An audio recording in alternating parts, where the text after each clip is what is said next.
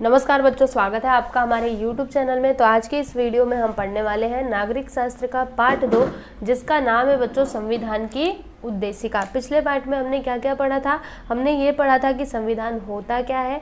संविधान क्या होता है? तो इसमें सभी कानून और कायदे लिखे गए हैं, ठीक है, जिसके अनुसार हमारे देश का शासन चलाया जाता है ना। तो संविधान के बारे में तो हम पढ़ चुके हैं कि संविधान का निर्माण कैसे हुआ। तो संविधान का निर्माण कैसे हुआ? संविधान सभा द्वारा किया गया था, है ना। अब यहाँ पे हमको बात करना है संविधान की उद्देशिका की। तो अब ये उद्देशिका मतलब क्या होता है? तो देखो बच्चों, संविधान का जो ये उद्देशिका है ना, ये हमको क्या बताता है? ये हमको बताता है कि संविधान के अंदर कौन कौन से कानून हैं, ठीक है। जैसे अगर मैं आपको एक उदाहरण से समझाऊं तो देखिए, जैसे आप एक किताब पढ़ने के लिए निकालते हो, ठीक है, तो आपने देखा होगा कि जो किताब आपकी रहती है ना, उसके पहले या फिर दूसरे पन्ने पे क्या रहता है? सब कुछ पाठ लिखा रहता है, सारे पाठ के नाम लिखे गए रहते हैं, ठीक है, और फिर वहाँ पे पेज नंबर दिए रहते हैं। पूरा वहाँ पे बताया रहता है कि इस बुक के अंदर कौन कौन से पार्ट है, कौन कौन से किस पेज नंबर पे है, ये सारी चीज़ें। तो बस आप इतना समझ लो कि ये जो उद्देशिका है ना, संविधान की उद्देशिका, वो उसी तरह से जैसे बुक के अंदर क्या रहता है? इंडेक्स रहता है। इंडेक्स मतलब जहाँ पे सारे पार्ट के नाम लिखे रहते हैं, और पेज नंबर, तो जैसे वो इंडेक्स होता है ना, वैसे ये उद्देशिका होता है। उद्देशिका ना हमको संविधान से हमारा परिचय करवाती है। समझ में आया आपको? अब मैं आप लोग को बता दूं, ये संविधान, ये जो उद्देशिका है ना, आप कहाँ पे पढ़ सकते हो? तो जब आप अपना कोई भी बुक ले लो, हिंदी का, इंग्लिश का, चाहे जो भी, ठीक है, जब आप अपनी बुक खोलोगे ना, तो वहाँ पे देखोगे पहले या फिर दूसरे पन्ने पे जैसे जनगण मन लिखा होता है, वंदे मातरम लिखा होता है ना, वैसे ही संविधान की उद्देशिका भी हर एक पन्ने पे नहीं, हर एक बुक के पहले या फिर दूसरे पन्ने पे लिखी गई रहती है। तो आप वहाँ से देख सकते हो संविधान की उद्देशिका को, ठीक है। तो उद्देशिका का तो मतलब आप लोग समझ ही गए हो। अब ये जो हमारा संविधान, मतलब संविधान की उद्देशिका है ना, इसका प्रारंभ किससे होता है? हम भारत के लोग शब्दों से होता है। किन शब्दों से होता है इसका प्रारंभ? हम भारत के लोग, ठीक है। संविधान की उद्देशिका का प्रारंभ होता है ये शब्दों से, हम भारत के लोग शब्दों से होता है।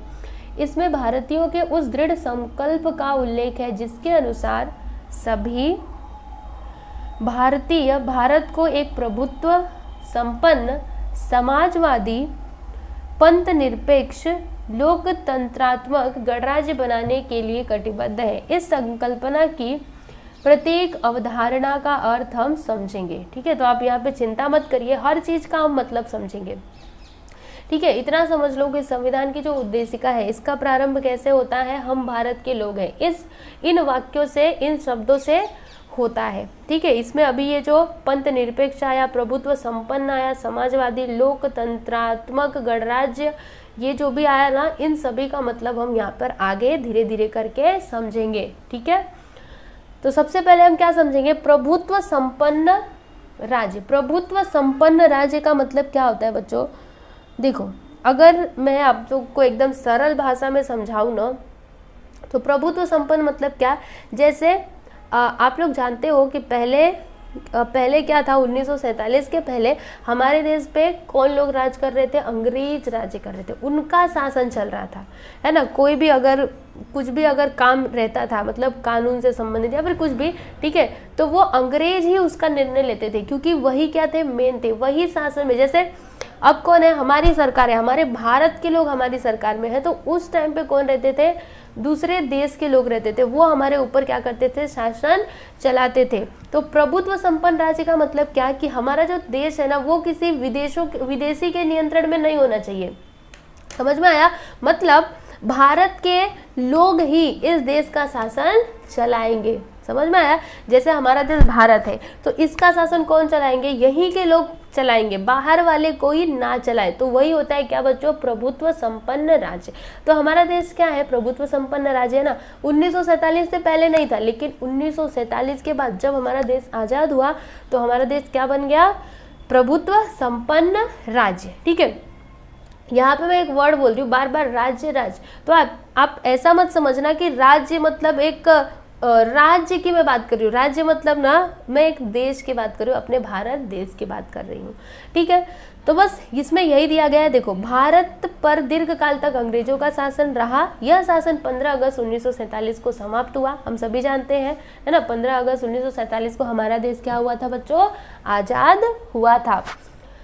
उसके बाद भारत, देखो, आज़ाद होने के बाद हमारा जो भारत था ये क्या बन गया? संपूर्ण प्रभुत्व संपन्न राज्य। मतलब क्या? हमारे देश पर अब विदेशियों का नियंत्रण नहीं था, हमारे देश पे हमारे देश के लोग ही शासन करेंगे।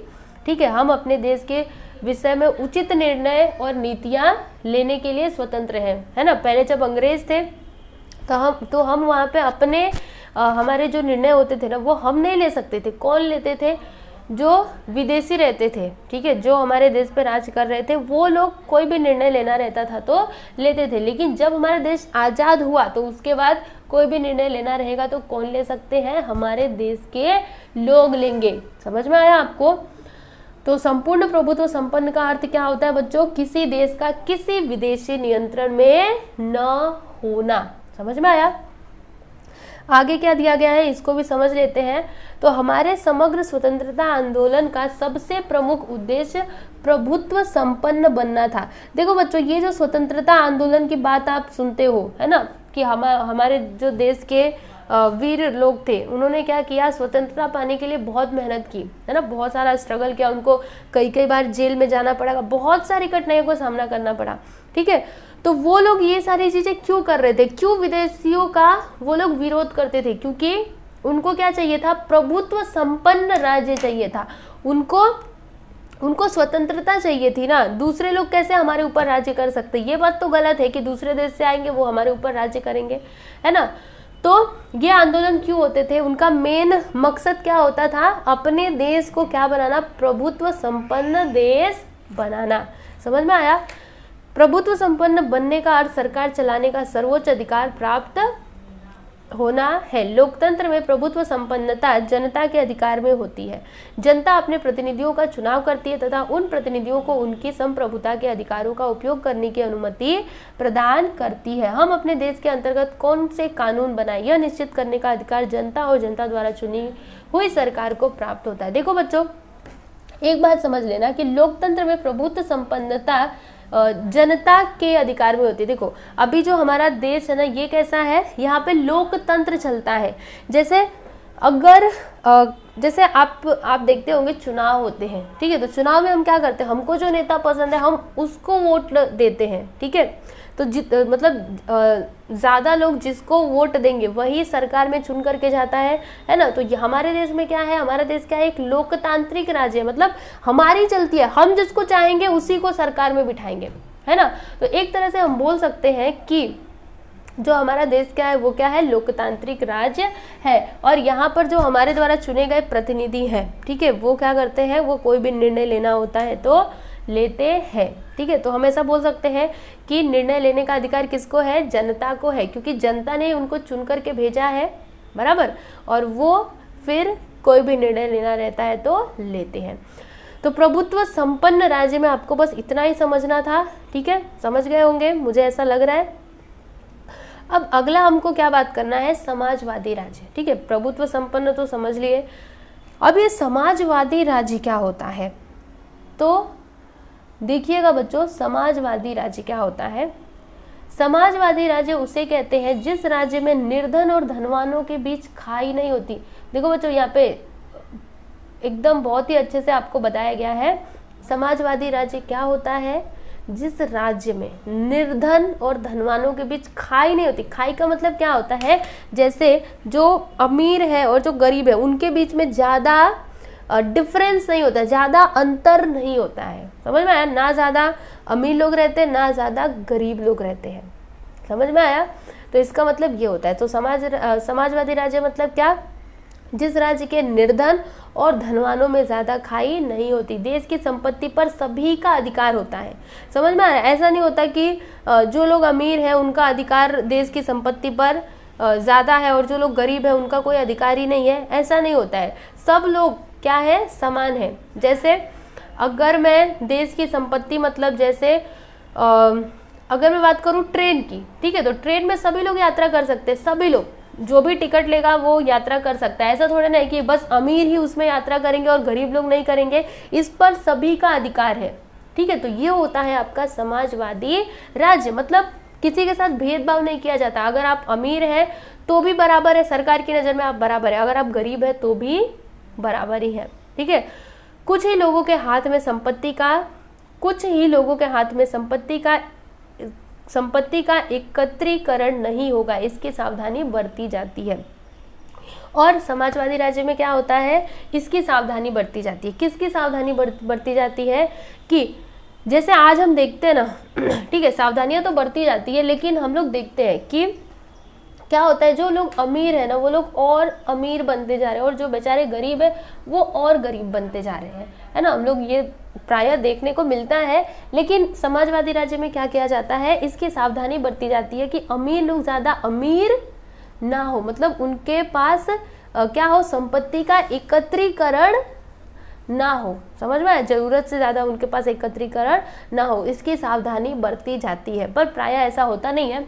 क्या होता है कि जो लोग अमीर है वो और अमीर बनते जाते हैं, जो गरीब है बेचारे वो और भी गरीब बनते जाते हैं। तो समाजवादी राज्य मतलब यही होता है कि निर्धन और धनवानों के बीच में खाई नहीं होती। ठीक है, तो दो चीज़ तो हम समझ गए।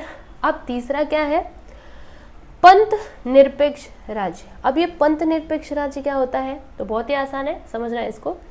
तो उद्देशिका में पंथ निरपेक्षता को हमारा उद्देश्य बताया गया है।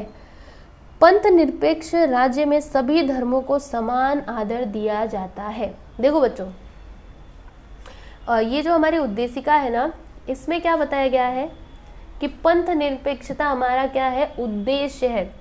जैसे संविधान में क्या बताया गया है कि सभी धर्मों के लोग क्या है, समान है। कोई भी धर्म हमारे देश का धर्म नहीं हो सकता। ठीक है, जिसको जो धर्म मानना है वो मान सकता है, कोई किसी को भी प्रायोरिटी मतलब किसी को भी प्राथमिकता नहीं दी जाती है।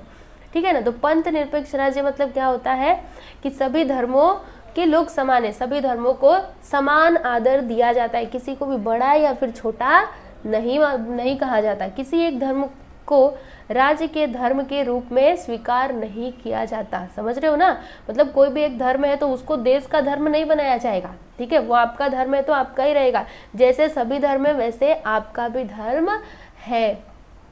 ठीक है, तो ये होता है पंथ निरपेक्ष राज्य में नागरिकों को अपने अपने धर्म का पालन करने की स्वतंत्रता रहती है। मतलब जो नागरिक है वो अपने धर्म का पालन कर सकते हैं अपने हिसाब से, उन पर कोई रोक टोक नहीं है। लेकिन अगर आप चाहो कि वो धर्म पूरा देश का धर्म बन जाए और सब लोगों को बोला जाए मानने के लिए, फिर तो ये अच्छी बात नहीं है ना। या फिर बस जो हमारी सरकार है वो बस आपके ही धर्म पे ध्यान दे, दूसरे पे ना ध्यान दे, तो फिर तो ये भेदभाव हो जाएगा। तो ऐसा हमारे देश में नहीं होता, मतलब हमारे संविधान ने ऐसी छूट नहीं दी है। सारे धर्मों के लोग बराबर है और जो भी नागरिक है वो अपने हिसाब से किसी भी धर्म को स्वीकार कर सकते हैं। लेकिन सरकार कभी भी हमारे साथ भेदभाव नहीं कर सकती कि वो हिंदू है, मुस्लिम है, सिख है, ईसाई है, ऐसा कुछ नहीं। ठीक है, तो ये हमने क्या पढ़ लिया, पंथ निरपेक्ष राज्य। अब अगला हमको क्या पढ़ना है बच्चों, तो अगला हमको पढ़ना है लोकतांत्रिक राज्य।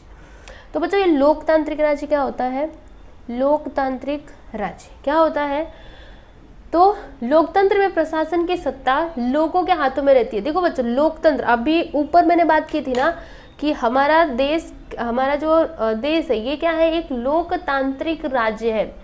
मतलब यहाँ पर क्या किया जाता है, हम ना अपनी इच्छा से क्या करते हैं, अपने जनप्रतिनिधि मतलब हमारे जो प्रतिनिधि होते हैं उनको चुनते हैं। ठीक है, तो लोकतंत्र में प्रशासन किनके हाथों में होती है बच्चों, तो लोगों के हाथों में होती है, हमारे हाथों में होती है। हम जिसको चाहेंगे उसी को चुन करके भेजेंगे, जिसको नहीं चाहेंगे उसको नहीं भेजेंगे।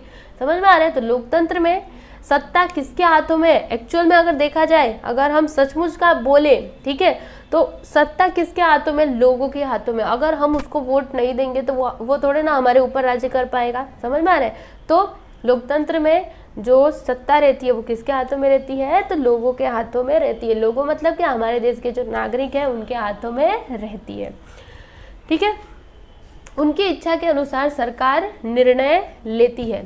और बच्चों जो हमारी सरकार होती है, ठीक है, कोई भी उनको नीतियाँ बनानी होती है या फिर कोई भी उनको निर्णय लेने रहते हैं तो वो हमारी इच्छा के अनुसार लिया जाता है। सभी का कल्याण साध्य करने हेतु सरकार को महत्वपूर्ण आर्थिक सामाजिक निर्णय लेने पड़ते हैं। देखो बच्चों, जो सरकार होती है ना वो सभी का कल्याण सोचती है। ऐसा नहीं होता कि वो बस एक जन का अच्छा सोचेगी और दूसरे जन का नहीं, ऐसा नहीं होता। लोकतांत्रिक राज्य में ऐसा हो ही नहीं सकता। सब लोग समान है, सबके बारे में सोचा जाता है। समझ में आ रहा है आपको? फिर इस प्रकार के निर्णय प्रतिदिन सभी लोगों को इकट्ठे आकर लेना संभव नहीं होता। अच्छा, यहाँ पे देखो बच्चों, मैं आप लोग को एक बात बताना चाहती हूँ। जैसे समझो कि अगर हमारी कोई सरकार होती ही नहीं, ठीक है, हम किसी प्रतिनिधि को चुन करके भेजते ही नहीं, तो हमको क्या करना पड़ता? कोई भी निर्णय लेना पड़ता तो हम सबको इकट्ठा होकर के लेना पड़ता, बराबर।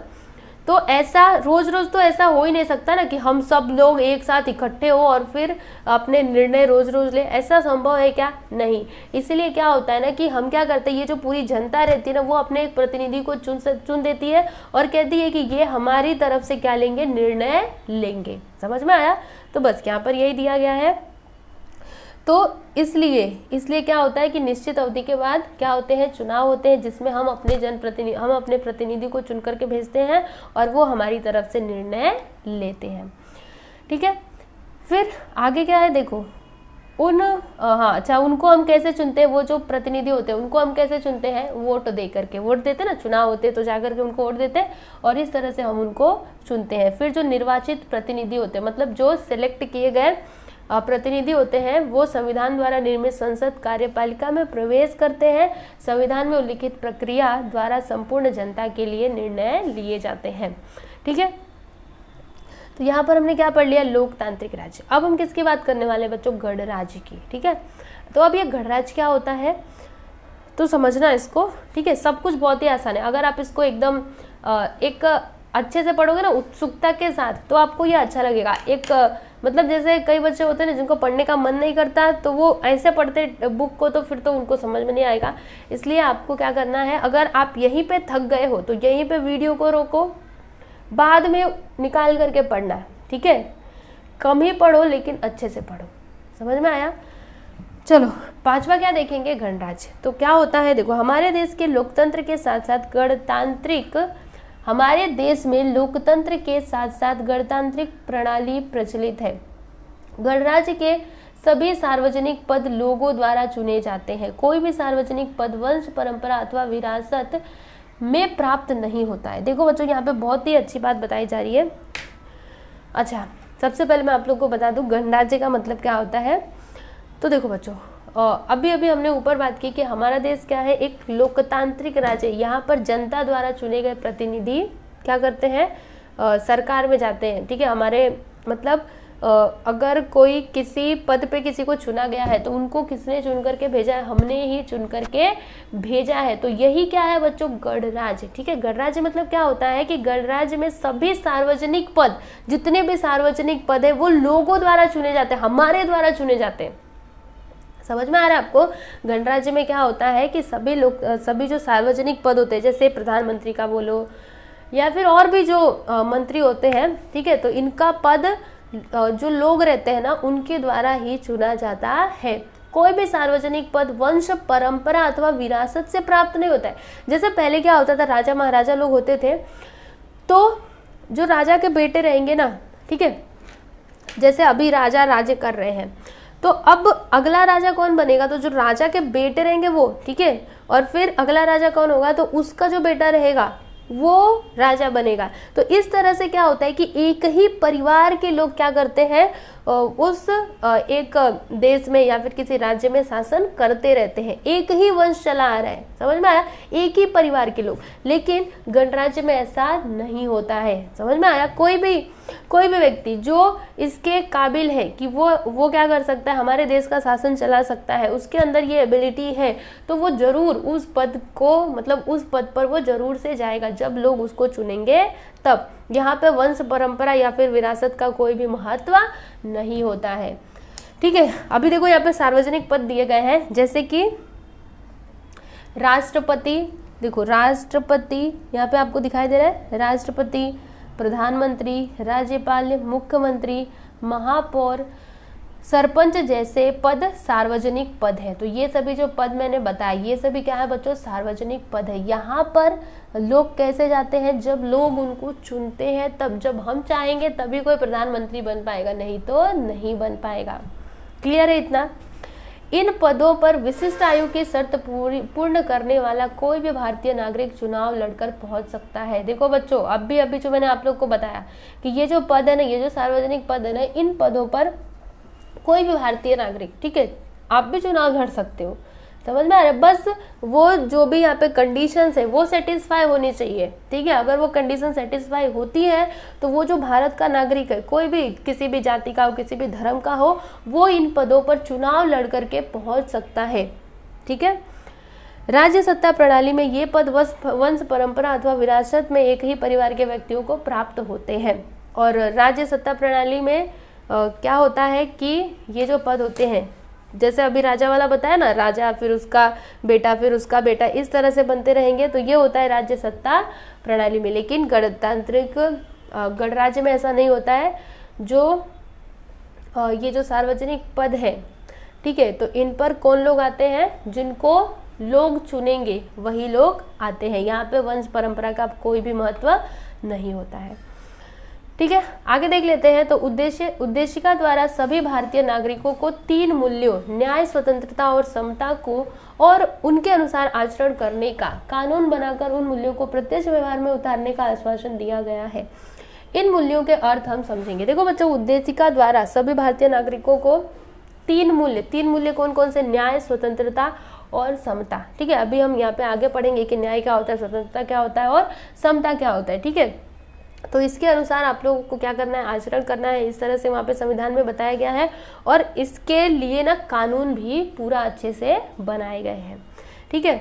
अब इन मूल्यों का अर्थ भी समझ लेते हैं कि न्याय क्या होता है, सार्वजनिक सामाजिक न्याय क्या होता है और क्या समता, ठीक है, नहीं, हाँ, न्याय क्या होता है, स्वतंत्रता और समता, ये सब भी हम समझेंगे। तो सबसे पहले हम न्याय की बात करेंगे। न्याय में भी कितने प्रकार हैं, बहुत 3 प्रकार है, ठीक है। तो बारी बारी से करके पढ़ेंगे, चिंता मत करो। सबसे पहले न्याय। तो न्याय तो आप लोगों को पता ही होगा। न्याय मतलब क्या, किसी के साथ अन्याय हो रहा है तो उसके साथ न्याय हो जाना, वही होता है न्याय। चलो देखते हैं। तो न्याय का अर्थ होने वाले अन्याय को दूर कर सभी को उनकी प्रगति हेतु अवसर प्राप्त कराना है। देखो बच्चों, न्याय का अर्थ क्या होता है कि अन्याय को दूर करें, मतलब सभी के साथ न्याय होना चाहिए। ऐसा नहीं कि अगर कोई अमीर है तो उसको बहुत उसको बहुत ज़्यादा हमने क्या दे दिया, सम्मान दे दिया, उसको अलग अलग पद दे दिया, और जो बेचारा गरीब है उसको कुछ नहीं दिया, है ना, ये तो गलत बात है। तो न्याय का अर्थ ये नहीं होता है। न्याय का अर्थ क्या होता है कि अन्याय को दूर करे और क्या करे, उनकी प्रगति के लिए, ठीक है। न्याय को दूर करके सभी को उनकी प्रगति हेतु क्या करना, अवसर प्राप्त कराना है। जैसे कि चाहे वो इंसान गरीब है या फिर अमीर है। जैसे कोई नौकरी की अगर मैं बात करूँ, समझो कोई सरकारी नौकरी है, तो उस नौकरी को पाने के लिए दोनों को अवसर प्राप्त होना चाहिए। ऐसा नहीं कि जो अमीर है उसी को हमने अवसर दे दिया, आओ ये नौकरी ले लो, ऐसा नहीं। जो गरीब है उसको भी ये अवसर प्राप्त होना चाहिए, वो भी उस पद को पा सकता है अगर उसके अंदर उतनी क्षमता है ना। अगर वो उतनी उसके अंदर क्षमता है तो उसको भी एक अवसर क्या, उसको अवसर दिया ही जाना चाहिए। तो ये होता है बच्चों न्याय, ठीक है। सभी का कल्याण होगा, इस दृष्टि से उपायों की योजना करना ही न्याय को प्रस्थापित करता है। उद्देशिका में न्याय के 3 भेद बताए गए हैं, वे इस प्रकार हैं। अब बच्चों, उद्देशिका में ना 3 न्याय बताए गए हैं। कौन कौन से? पहला है सामाजिक न्याय, दूसरा क्या है आर्थिक न्याय, और तीसरा क्या है राजनीतिक न्याय, ठीक है। तो सामाजिक न्याय क्या होता है इसको समझ लेते हैं। तो व्यक्ति में जाति, धर्म, वंश, भाषा, प्रदेश, जन्म स्थान या लिंग के आधार पर भेदभाव नहीं किया जा सकता। सभी मनुष्य एक समान है।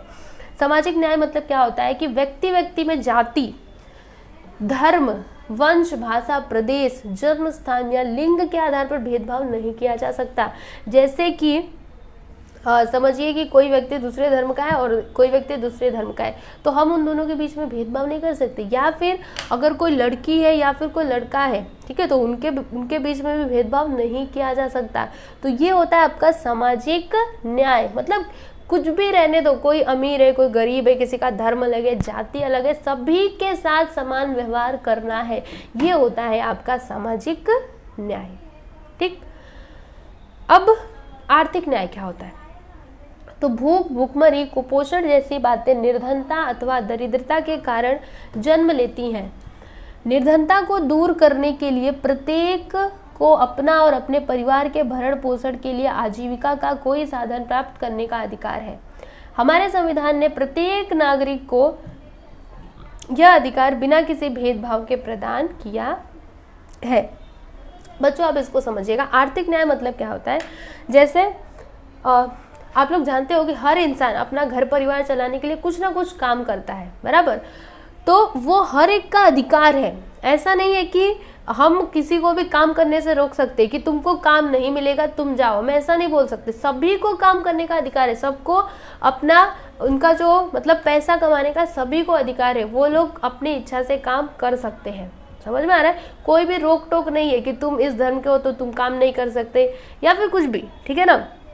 सबको अधिकार है, वो लोग काम करेंगे। अपनी जो उनकी दरिद्रता है, जो गरीबी है, उसको दूर करने का अधिकार सभी के पास है। ठीक है, इस पे सरकार दबाव नहीं बना सकती। ठीक है, तो ये जो आर्थिक न्याय है ये भी हमारे संविधान में उल्लिखित है। संविधान द्वारा प्रत्येक नागरिक को, भारत के हर एक नागरिक को दिए गए हैं। ठीक है, अब तीसरा यहाँ पे बात करने वाले राजनीतिक न्याय की। तो अब ये राजनीतिक न्याय क्या होता है? तो देश का शासन चलाने में सभी को प्रतिभागी बनने का अधिकार मिलना चाहिए। देखो बच्चों, देखो क्या लिखा है यहाँ पे, एक बार फिर से पढ़ते हैं। देश का शासन चलाने में सभी को प्रतिभागी बनने का अधिकार मिलना चाहिए। परिणामतः हमने वयस्क मतदान प्रणाली को अंगीकार किया है। इसके अनुसार 18 वर्ष की आयु पूर्ण करने वाले सभी नागरिकों को वोट देने का अधिकार प्राप्त है। देखो बच्चों, देश का जो शासन है, ठीक है, इसको चलाने से संबंधित मतलब देश के शासन में सभी को भागीदार बनने का अधिकार है। जैसे देखो, जब हम 18 साल के हो जाते हैं तो हमको ये अधिकार प्राप्त हो जाता है कि हम वोट दे सकते हैं। ठीक है, हम अपने मन चाहे प्रतिनिधि को चुन सकते हैं। तो एक तरह से क्या हो रहा है कि हम देश का शासन चलाने में भागीदार हो रहे, प्रतिभागी हो रहे। समझ में आया? तो ये होता है राजनीतिक न्याय। ऐसा नहीं हो सकता कि अभी आप 18 साल के हो चुके हो और आपके साथ भेदभाव किया जा रहा है। जैसे कोई लड़की है, ठीक है, लड़की और लड़का है, तो लड़के को तो ये अधिकार दे दिया गया कि आप जाकर के वोट दे सकते हो। ठीक है, आप अपने प्रतिनिधि को चुन सकते हो, और उस लड़की को ये अधिकार नहीं दिया गया। ये तो गलत है ना। तो राजनीतिक न्याय मतलब क्या होता है? राजनीति में देश का शासन चलाने से संबंधित जो कुछ भी है उसमें सभी को मतलब अधिकार मिलना चाहिए। ठीक है, सभी का अधिकार इसमें होता है। तो ये भी संविधान में हमारे बताया गया है। ठीक है, चलो यहाँ पे हमने किसकी बात कर ली? तो न्याय की ही बात कर रहे थे। न्याय के 3 प्रकार यहाँ पे देख रहे थे।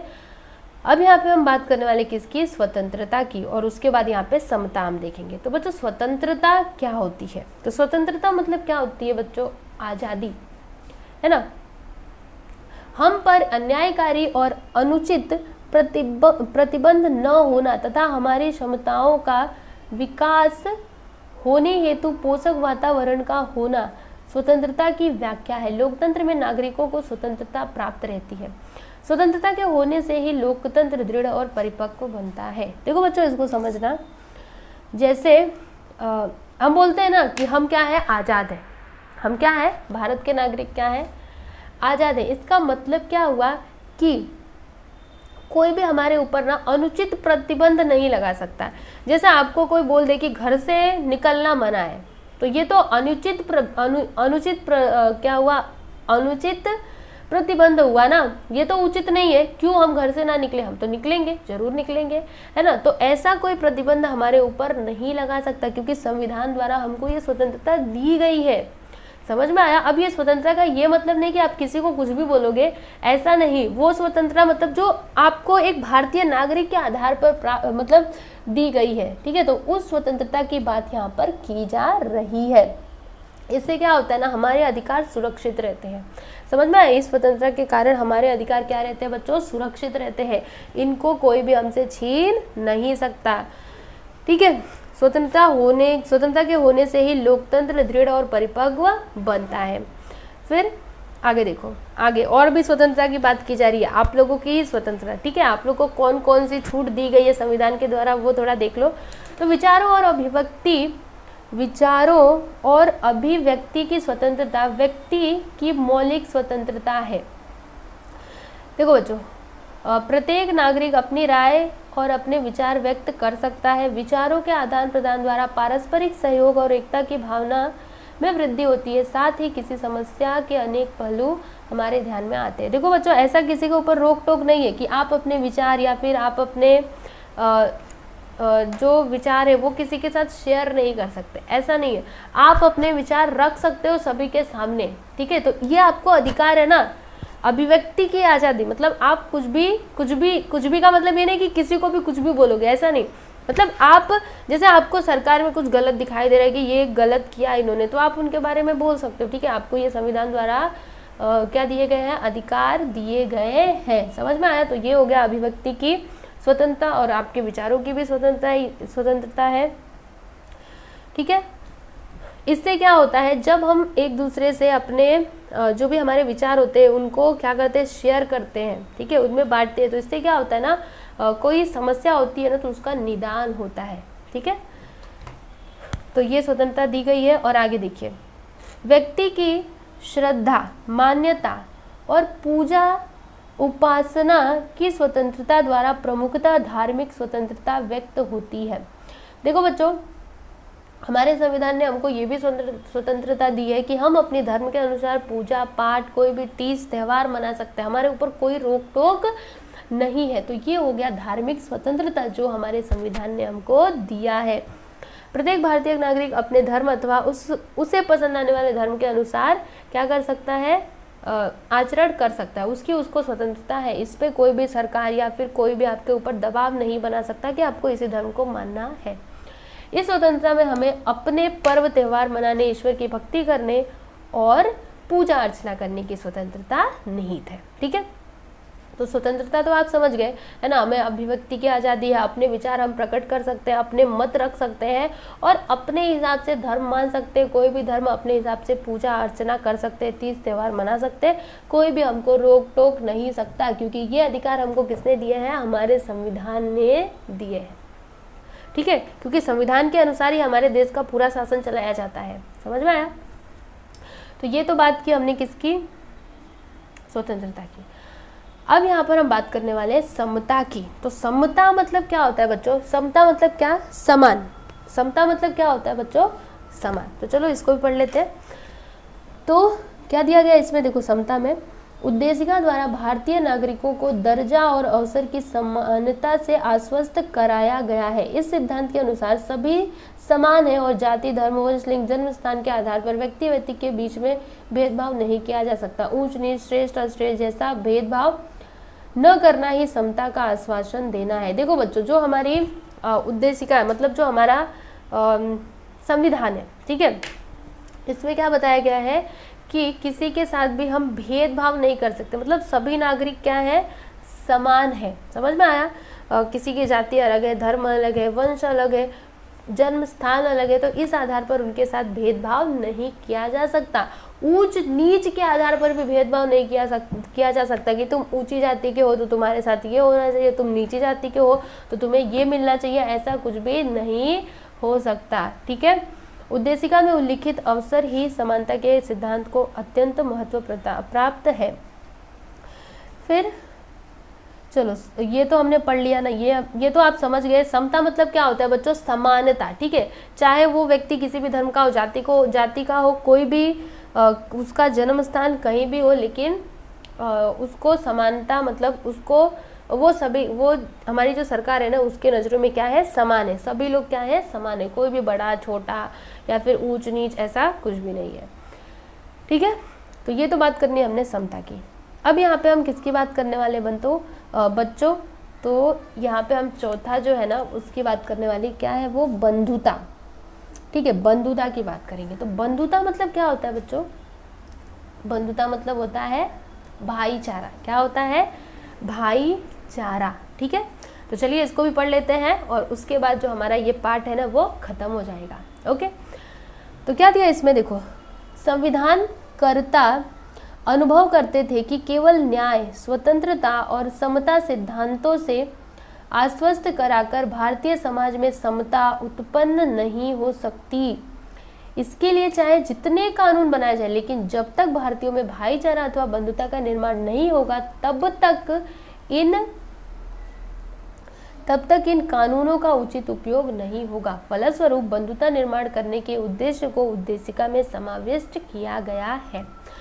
देखो बच्चों, जो हमारे संविधान कर्ता थे, संविधान कर्ता मतलब जो संविधान बनाने वाले थे, वो क्या अनुभव करते थे कि केवल न्याय, स्वतंत्रता, समता सिद्धांतों से आश्वस्त कराकर भारतीय समाज में समता उत्पन्न नहीं हो सकती। मतलब खाली बस हमने बता दिया कि हमारे मतलब सभी के साथ न्याय होगा, सभी को स्वतंत्रता है, ठीक है, अपने हिसाब से जीवन जीने की, और सभी लोग समान है। खाली ऐसे बोलने से नहीं होगा। वो लोग क्या अनुभव करते थे कि खाली बस ऐसे हमने ये क्या बना दिया, कानून बना दिए, इससे नहीं होगा, ठीक है, चाहे हम जितने भी कानून बना रहे, लेकिन जब तक समाज में भाईचारा नहीं होगा तब तक वो समाज अच्छे से चल ही नहीं सकता। भाईचारा मतलब क्या, जो सब लोग एक साथ मिलजुल करके रहते हैं, वही क्या होता है, भाईचारा। तो इसी के लिए हमारे संविधान ने क्या किया है, जो बंधुता है ना, ठीक है, बंधुता निर्माण करने के उद्देश्य को उद्देशिका में समाविष्ट, मतलब उसको उसमें समाविष्ट मतलब क्या होता है, किसी भी चीज को अंदर ले लेना, ठीक है, तो समाविष्ट किया गया है किसको, बंधुता को, ठीक है, बंधुता निर्माण करने के लिए, बंधुता मतलब भाईचारा निर्माण करने के उद्देश्य को उद्देशिका मतलब कि हमें क्या करना है, बंधुता निर्माण करना है, इस उद्देश्य को उद्देशिका में समाविष्ट किया गया है। ठीक है, आगे देखो, हमारे देश के सभी नागरिकों के प्रति एक दूसरे में आत्मीयता और अपनापन का भाव होना ही बंधुता है। बच्चों, बंधुता क्या है, मैंने बताया ऊपर, भाईचारा, ठीक है। अभी इसको थोड़ा और भी अच्छे से एकदम विस्तार से पढ़ते हैं।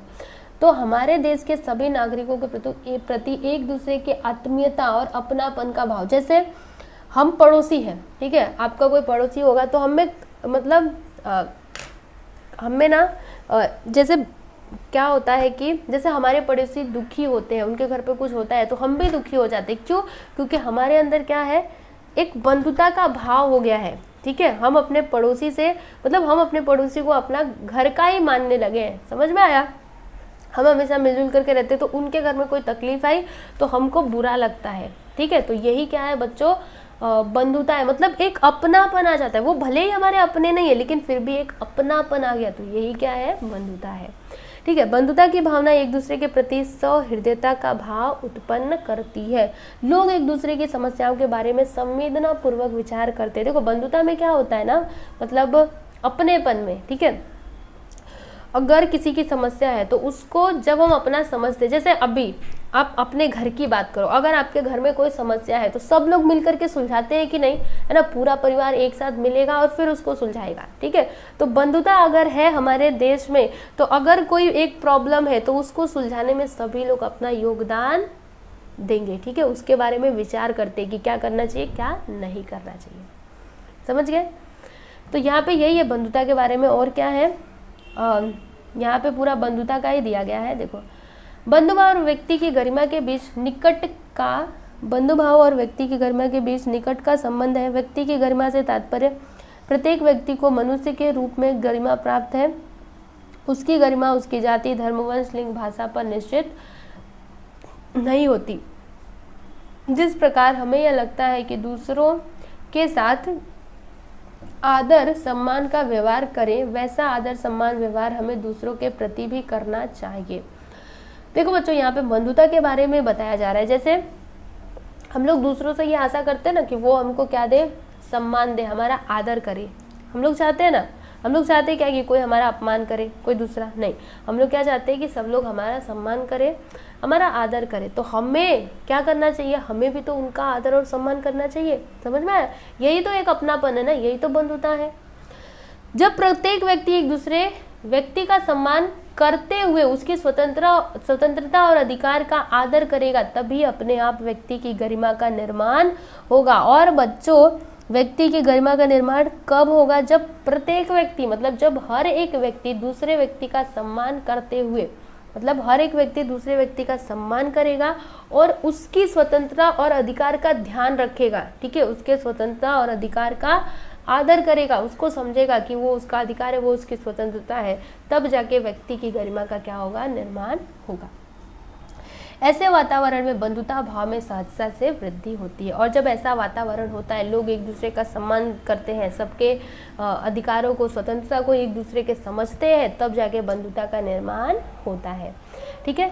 न्याय और समता पर आधारित नव समाज का निर्माण कार्य भी अधिक आसान होगा। इसका मार्गदर्शन भारतीय संविधान की उद्देशिका द्वारा प्राप्त होती है। भारत की जनता ने इस संविधान को स्वयं को अर्पित किया है। इस उल्लेख के साथ उद्देशिका की समाप्ति होती है। और बच्चों जो आपकी उद्देशिका है, इसकी समाप्ति कैसे हो रही है, आप उद्देशिका कभी पढ़ना ना, यहाँ पे जो पूरा आपके पाठ में ये जो पॉइंट्स दिए गए ना, ये सभी उस उद्देशिका में सभी ना समाविष्ट होते हैं, तो एक बार पढ़िएगा जरूर। ये खत्म किसके साथ होता है, तो देखो इस संविधान कहाँ गया, भारत की जनता ने इस संविधान को स्वयं को अर्पित किया है। इसके साथ क्या होता है, जो भारत का संविधान की उद्देशिका है वो क्या होती है, खत्म होती है, ठीक है। तो बच्चों यहाँ पर हमने आपका जो पाठ 2 था ना, संविधान की उद्देशिका, इसको क्या कर लिया है, खत्म कर लिया है। और मैं ऐसा उम्मीद करती हूँ कि आप लोग को ये पाठ बहुत ही अच्छे से समझ में आया होगा। मेरे पढ़ाने के बाद आप एक बार फिर से इसको पढ़िएगा और समझने की कोशिश करिएगा, ठीक है बच्चों। तो चलिए अभी हम अगले वीडियो में मिलेंगे तीसरे पार्ट के साथ। तब तक के लिए नमस्कार।